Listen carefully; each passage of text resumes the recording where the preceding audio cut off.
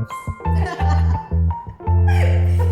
Obviously, as all of you, we've been in quarantine. Like, it's been a tough time, and there's been so much that I've learned during this time that I'm so excited to share with you. But also, it won't be just me. I have a beautiful lady that I cannot wait to introduce to you. Her name is Kaylin. We will be exploring together a journey that she too wants to embark on, basically being a more confident version of herself. And I think that is so powerful because even though we might seem confident in one area, there is so many other areas where we lack confidence, and confidence is a big thing because there's so much that goes into it. So yeah, stay tuned and I'll see you later. Look forward to it.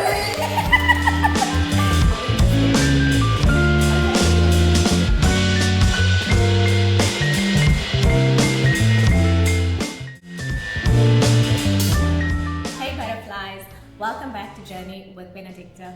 Bring to you another butterfly.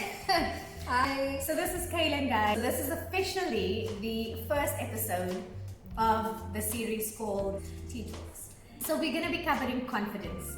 I've developed a very close relationship with confidence because before you get to confidence, there's a lot of insecurities along the way that you have to kind of get through or work through in order to become a more confident version of yourself. So I've journeyed on that road and I've discovered so many teachings and so many learnings, and I'm just excited to help Kaylin as well journey on that and kind of like go on that road. I'm excited to. Yeah. So yay! I hope that you guys are going to enjoy this as much as we are. We both had a beautiful day. It started off with intentions. Yes. She had a long 45-minute shower. With music. What were you listening to? I was listening to Beyonce. You know, had Sasha Fierce in there. You know, who's more confident than Beyonce? Let's be honest. Okay, so my first question for you, yes, just to kind of start it off and like navigate where we're going, is what does confidence mean to you? For me, confidence can mean many different things, but I think knowing who you are, like loving who you are enough to walk in it without any shame, any fear of your insecurities or judgment from other people, and just you not judging yourself based on your flaws or anything like that as well. I think that's what it means to me, and that's what I would like to work on. Yeah, because trust is such a big thing, and I feel like it is the foundation of confidence, because what is confidence without trust? If you're in a relationship with someone, you're confident in them that they would not treat you bad. Confident in the relationship. Yes, when there is trust. Exactly. Yeah. So trust is borderline important, and it boils down to the same thing with yourself. If you trust yourself enough, you'd be able to explore, you know, in terms of like your abilities. If you fail at something, because you trust yourself, you won't necessarily judge yourself. Is there anyone in your life at this given time that gives you that confidence? There is. There's actually a few people, but because I'm living here in the UAE, like physically, I'm not around them, which would obviously be my mom and you know, my family and my cousin. I wouldn't say favorite. I can't say favorite. But might be watching. Exactly. Can't say favorite. Sorry if you're watching. But my closest, the one I spend most of my time with. Good choice of words. They're all back home and not in my space all the time. Well, I can't see them physically. Yeah. I haven't seen them for a very long time. But right here in the UAE, I have one person. And he is the most vibrant person you'll ever meet. He's one of my colleagues as well. And just around him, I feel safe because I feel like there's no judgment from his side. We have trust going both ways between each other. And his energy and the fact that he's so open-minded, like makes me feel confident around him. That's good. Yeah, that's good to know. Yeah. So it's good to have that person. That is. I mean, we all need that person. Like, friends necessarily won't be that person sometimes. If it's not all the time, then I'm questioning what kind of friends you have. Yeah.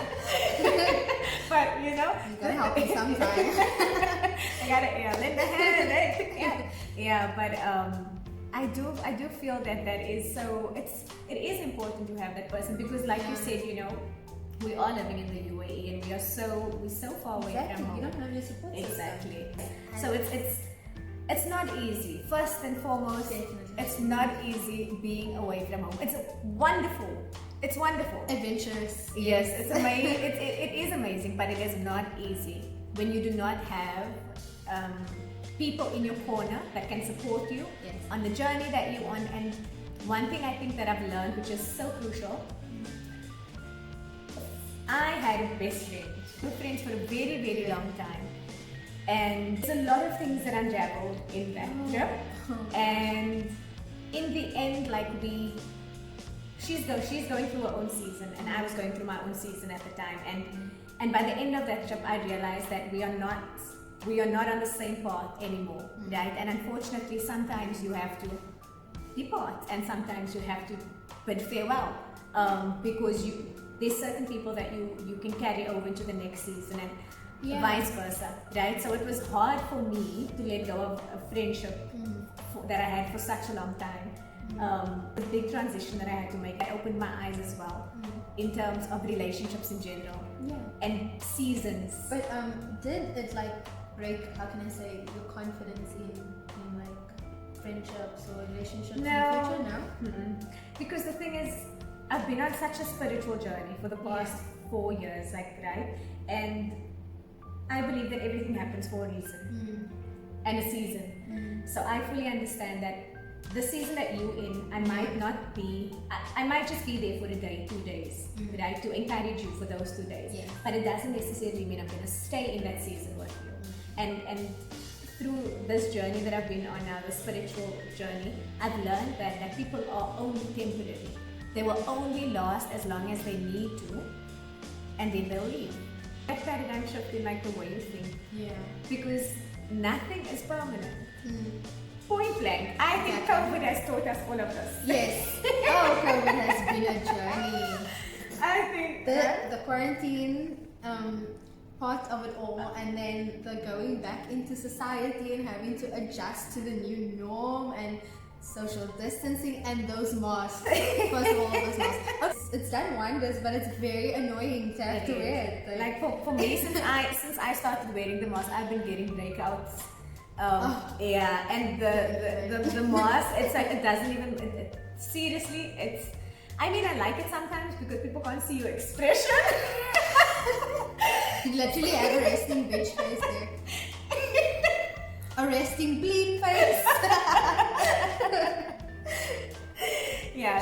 All you have to do is smile with your eyes. Smiles. You have to smile. It's like don't need to be happy on the bottom half, but the top half will, you know. This is literally what she looks like sometimes. See, she does it well. She has a lot of practice. She has a lot. See, now when you see her with the mask on, you know what's happening. Now we've spoken about like what confidence means to you. What is the area that you feel most insecure about currently? The area that I feel most insecure about right now, honestly, is my appearance. And I know that women naturally always have at least a few insecurities when it comes to their appearance and, you know, physicality and all of that.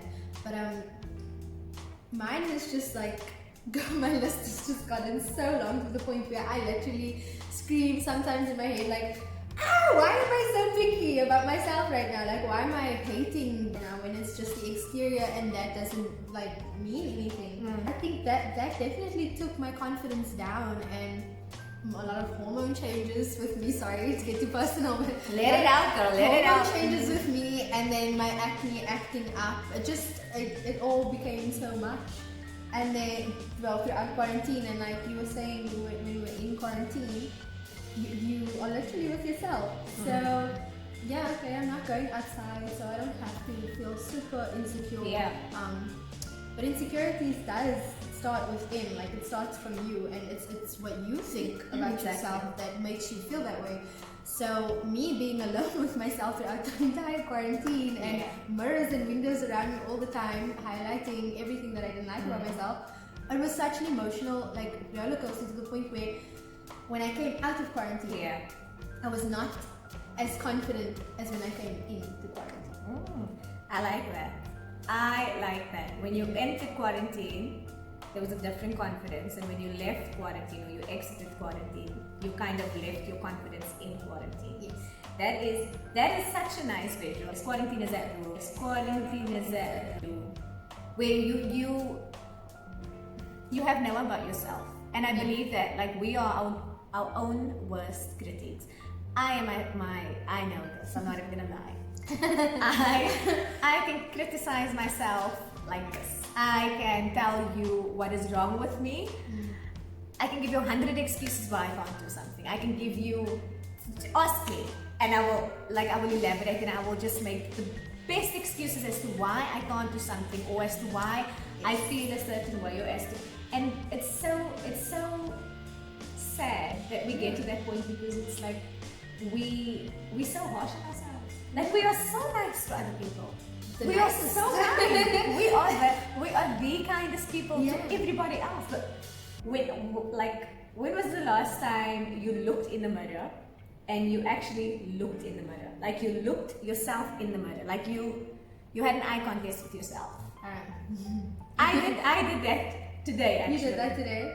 I did that today before, like when I was combing my hair out. Yeah. And I did that because I thought I want to speak about that, because I feel like it's something that I couldn't do a few years ago. I couldn't do that a few years ago because of, like you mentioned, so many insecurities. And yes, people are like, if you're watching, you're like, oh, weight gain, oh, she's complaining about weight gain, it's gaining weight, it's gaining and losing weight. It's like such a big toll on you. Like stretch marks, for example. If you gain weight, you lose weight. There's stretch marks, and stretch marks is part of life. It is. But we always exaggerate it.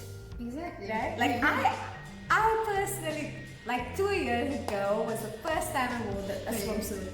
Yeah. Because I was so insecure, because I gained weight, I lost weight, I gained weight, I lost weight, and I have stretch marks. And I was trying to cover it up, and I didn't feel confident going out. And I say like you, like with acne. Yes.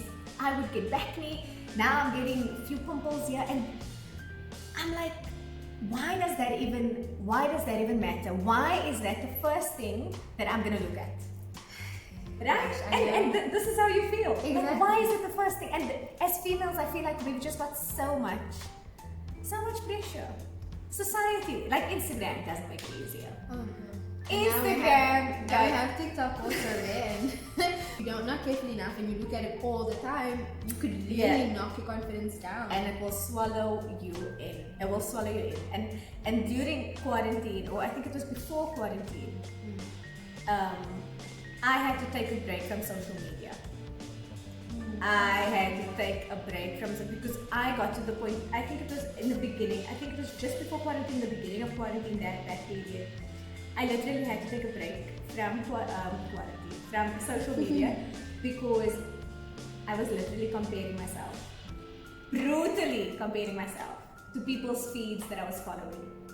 And it got to the point where I was so unhappy with myself for no reason. I was so unhappy with myself. Like I was like, why can't I look like this? Start questioning things that doesn't need to be questioned based on what you see, because of what they show you, and that is so unfair. Yeah. You know, it's so unfair to ourselves that we don't practice the same kindness that we extend to other people. And I feel like we need to kind of stay there in this, because it's like your insecurities, like you mentioned, right? It's weight gain, it's your acne, it's more of your physical appearances, right? But physical enters in. I mean, it literally dropped a lot of other aspects of my personality. Like I'm telling you now, like even looking into someone's eyes while talking to them, I lost that. Your insecurity hits you in a certain place. It's very easy for you with low confidence to go and grab more insecurities. And also you become so vulnerable when you're in that state, because now anything anybody says to you, you get offended and you take it personally. It's like you're walking into something, always second guessing yourself. You're always looking at people and thinking like, oh, they don't like me, or oh, they think the worst of me, or whatever the case may be. But my question to you is like, you've identified what your main like insecurities are.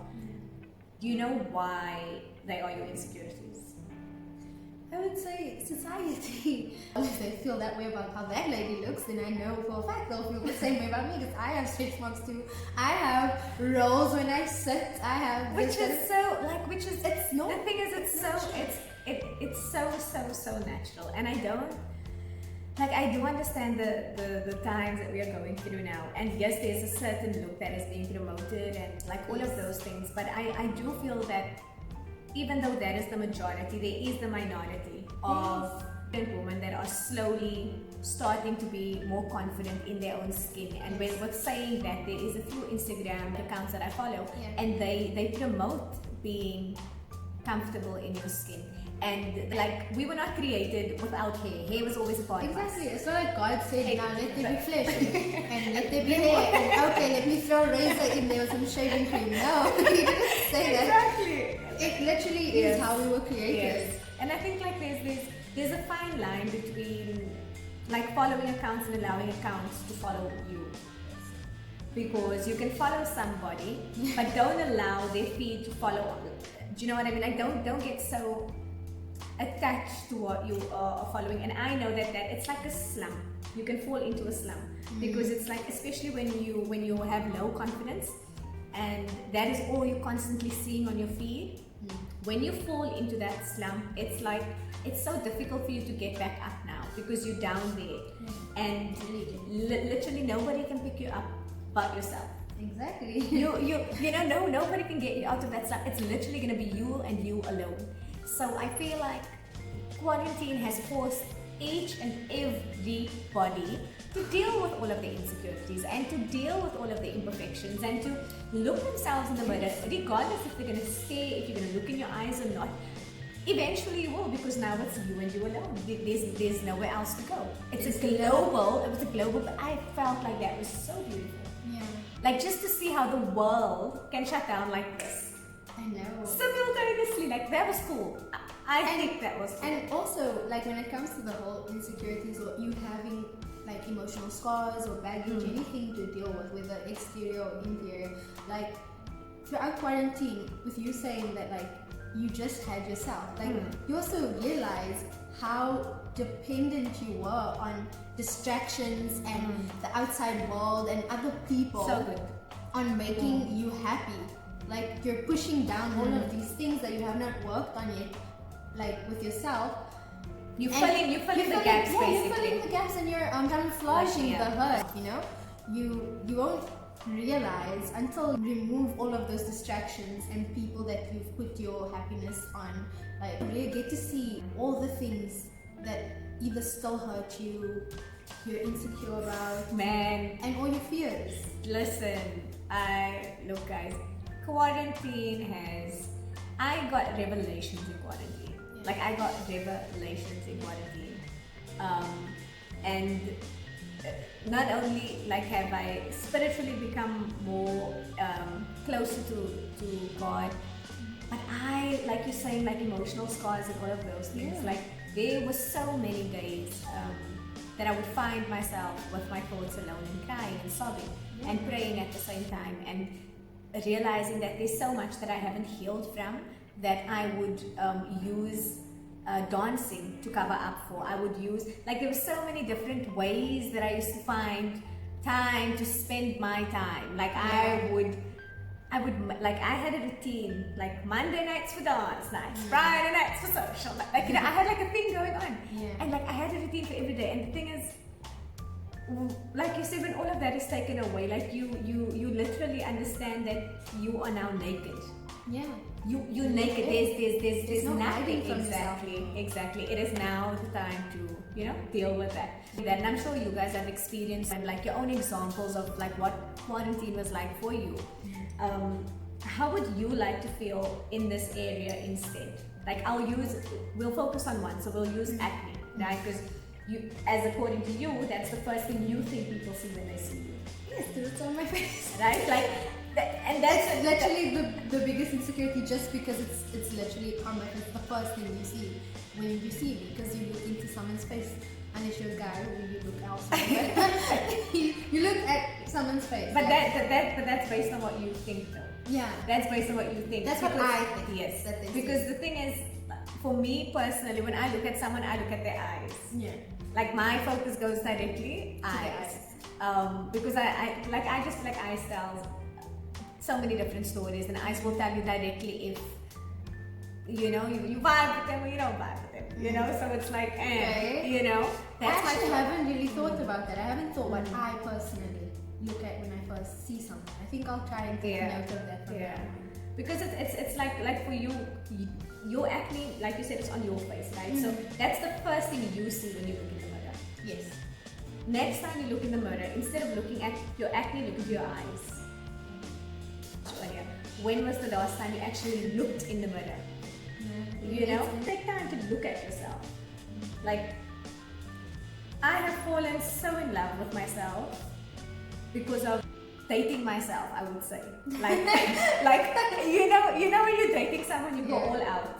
You wanna. Okay, I see what you mean. Do you know what I mean? Yes. Like when you're dating someone, you go all out. Like everything needs to be perfect. Like, you guys do not want to see how long I took to get ready for this video. Like with my hair.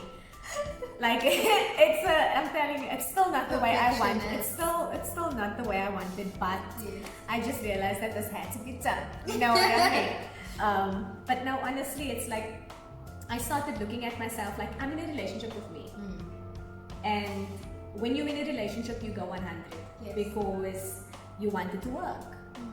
You believe in the beginning that there's trust. You have confidence in this person. Yeah. You're so attracted to this person. You think this person is your world. Yeah.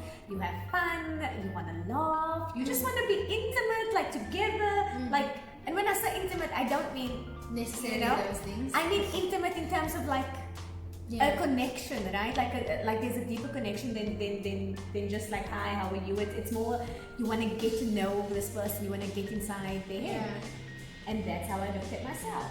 So I said, I literally actually thought about this and telling my friend, I was like, if only I can learn to love myself the way I will love like a boyfriend of mine. All of my problems that I have in my head but would slowly start fading away. The best thing that helped me, that it all starts in a belief. Like for me, I'm very spiritual. Yes. So everything that I would reference, would relate some way. Not that I even intentionally try to do it, it just happens. And I'm like, but it really just goes back to my faith. Because I've got such a solid belief system now. And I feel that when you truly realize that you were made perfectly as you are, you were made like you were when you were in your mother's womb. God chose you. It could have even been Kylie Jenner in my mother's womb. Right? Who knows? But He chose you for that reason. And the thing is, like when you understand that you were beautifully and you were wonderfully made, like when you truly understand that God loves you regardless, and your friends and your close circle of people, they love you because of who you are, not because of what they see. And I feel like the bottom line of what you're feeling is this: you don't have enough love for yourself. And the fact that you feel you don't have enough love for yourself is because you can only, let's take this cup, we'll make a little example, right? Can I actually take a sip? If you look at this cup, right? If this cup is empty and you're thirsty, what are you drinking? There's nothing for you to drink in the cup, right? So if you look at yourself as a cup, I'm gonna do an experiment. I'm gonna do an experiment. Okay. Close your eyes. Okay. Okay. Close your eyes. I'm going with you. Take a deep breath in, and then exhale. And on your next inhale, I want you to take the deepest breath that you've taken the whole day, and I just want you to inhale love. Whatever love means to you, inhale that. And then I want you to hold it for 2 seconds. And then I want you to exhale insecurities. Whatever that means to you, exhale it. And then I want you to inhale one more time. And this time, as slow as you can, exhale. Keep your eyes closed. Now I want you to visualize yourself as a cup. Okay? And inside your cup, there's water. Okay, and that water represents love. Do you see? Can you visualize a cup? Can you see a cup? Yeah. Okay. Can you see the water inside the cup? Yeah. What color is the water? Oh, the water is pink. The water is pink. Now, the pink water that you see inside your cup represents your love. Okay, that's love. That is love. Love that is within you. Where does that love come from? Well, when I inhaled love, I immediately thought of like my family and my love for my family, and you know, anything that I know that they would do for me and I would do for them. Just all in all, the feeling, the warm feeling of love between us. Okay.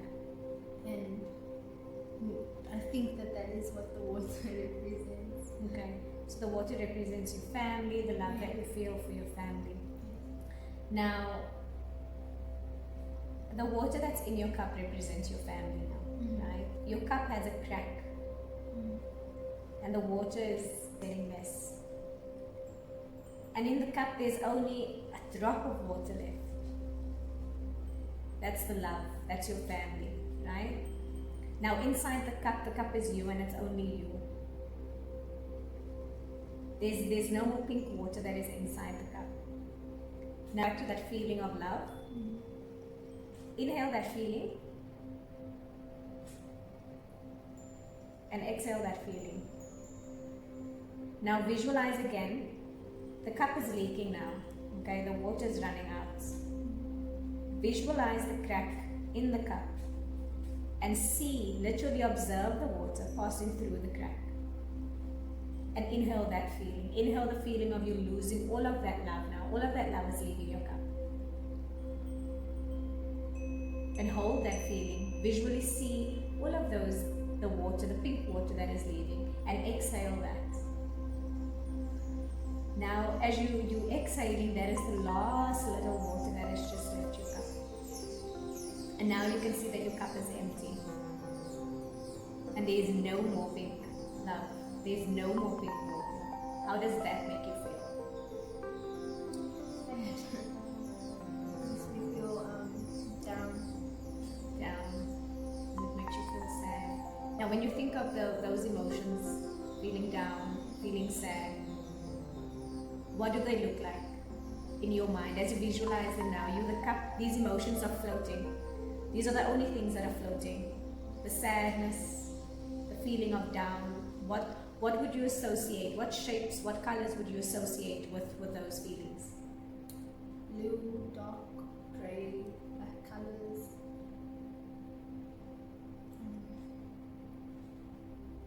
Just rough. Like the cup itself, like the exterior was not as smooth. Like just rough looking and dried out. Dried out. Now I want you to visualize that again and then take a deep inhale.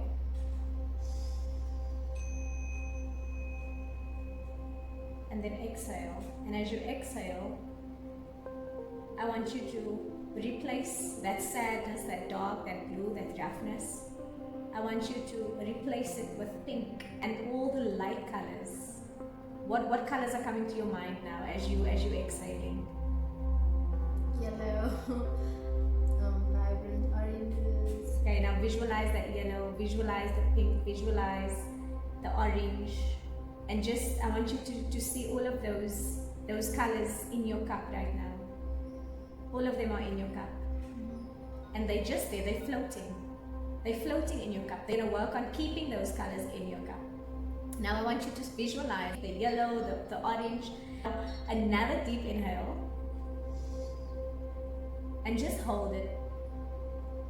And observe all these vibrant colors floating in your cup.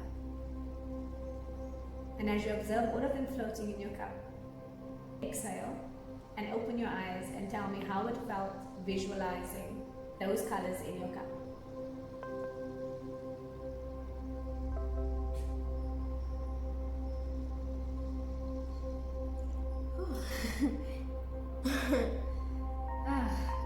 Okay.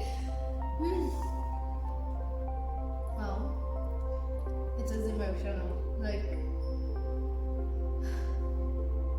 it's hard to see, like it being taken away from you. You know, you can feel it, but to actually like take it out from it being you and being something or an object in front of you and visually like seeing it being taken away, or you really feel it. Like it's almost as though when you're watching a movie and you relate to a specific scene or something that happened to someone, and I mean you can see yourself in that, so you visually see it, the feeling. It's intense. Yeah, it's intense. Yeah. So like seeing the love and everything, it was like heartwarming. I thought of I had like little snippets. I didn't have the whole cup, like I wasn't visualizing the whole entire cup the whole time, but like I had little snippets in that moment when you were saying like about love. Like my mind jumped to moments with my family, my grandparents, like gestures and things that people did for me that they would think is like just a normal or anytime thing that you do for family, but I see it as like, I mean, wow, I'm really lucky to have these people that show me so much unconditional love and stuff. So I jumped around amongst those and it felt really warm, heartwarming. Like, so to visualize that there's this crack in the cup and, you know, that being taken away, it's almost, I didn't like necessarily just visualize the cup and the leakage. I like those pictures of fading, and like it hurt me a little. It felt a little heartbreaking because I feel like you feel alone in a way. You feel like alone with sadness and like your scars or everything, like during quarantine when you felt bare naked and with all your insecurities and stuff. So I had that feeling like from quarantine,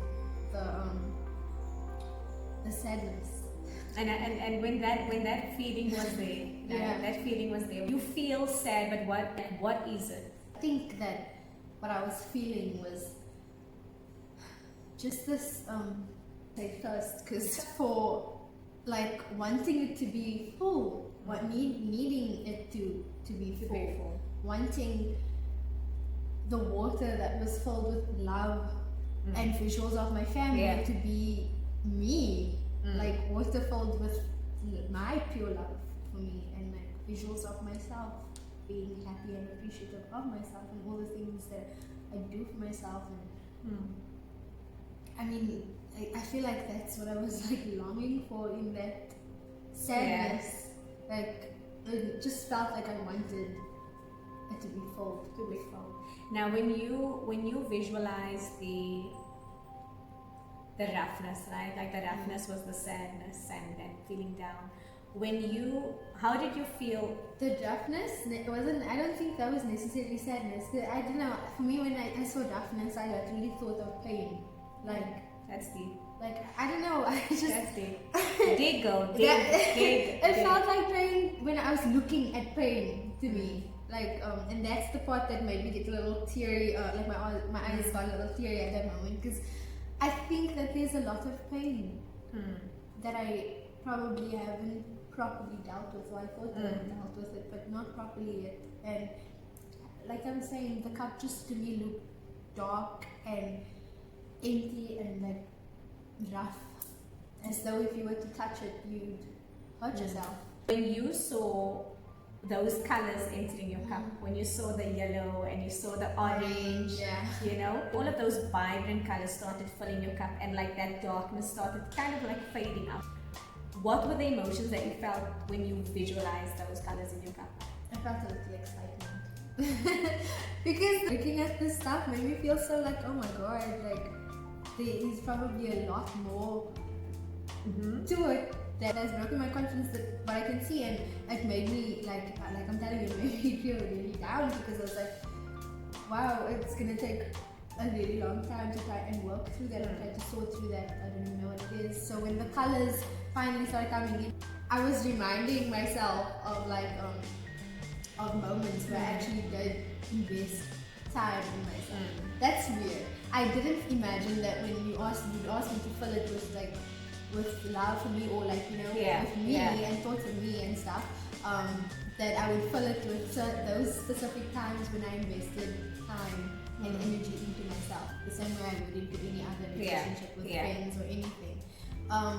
So I think each color even represented something, because I don't know what the yellow represented necessarily, but like the orange, I swear I saw like a pumpkin, a jack-o'-lantern pumpkin, for Halloween, because I was telling you that my Halloween costume, I invested so much time because I actually made it. Like me and my one colleague, we made it together, and it was so much fun to make. It gave me actually the confidence to wear it. And then she showed me a picture of this costume, and I was like, and you telling me about it, I was like, there's that confident girl. Like the excitement of making it got me to the point where I was so confident to wear it out. I feel like with every other color must represent something else that means I've invested time, because that was the one thing that came to my mind. That was me investing in me. And how did that feel? I feel like I feel a little hopeful, because I feel like that could be like a key on how I could start. Right, what are 2 things that you could do to cultivate that feeling every single day? If I can even cut down my time of looking at what's on my feed, using that time that I've now cut from actually spending on social media and focusing on me. I discovered this on Instagram. So when I was doing my social cleansing, and actually set a timer. Oh, You can set a timer. I did not know this. I don't know if I remember the steps correctly, but when I did the social cleanse, I was doing research, guys. Like, trust you me, I was like invested in doing that. But a timer as to how much you actually want to spend on Instagram. And when you set that timer, Instagram tells you. They send you like a notification. I think like that is maybe a step that you could even take. Because from 5 hours, you might reduce to 4 hours or to 3 hours. Like, you take small steps, because it takes time, right? Like, it's a habit now. It's it's not just going to change overnight. Else, if you could choose one thing to fill it with, That would be my dancing. I would like to invest time in my stretches so that I can become more flexible and be more confident in certain dance moves that I have to do at work. can I help? Did you hear that? How can I help? But how can I? How can I help? Turn it into a song. Sing it, girl. Sing Yeah. it. But how can I help you achieve those 2 action steps? It would be nice if you, in the very beginning stages, it's gonna be the toughest, to like nudge me a little. Check in. Yeah, check in. Find out if I am doing it. Or, like, the second thing would be when you are like nudging me or asking me, like, re-motivate me, like in the sense of like this conversation that we're having now. I feel like what would be the best way to like nudge me is if you remind me of the emotions that I felt throughout the experiment that you did. Because I think if I really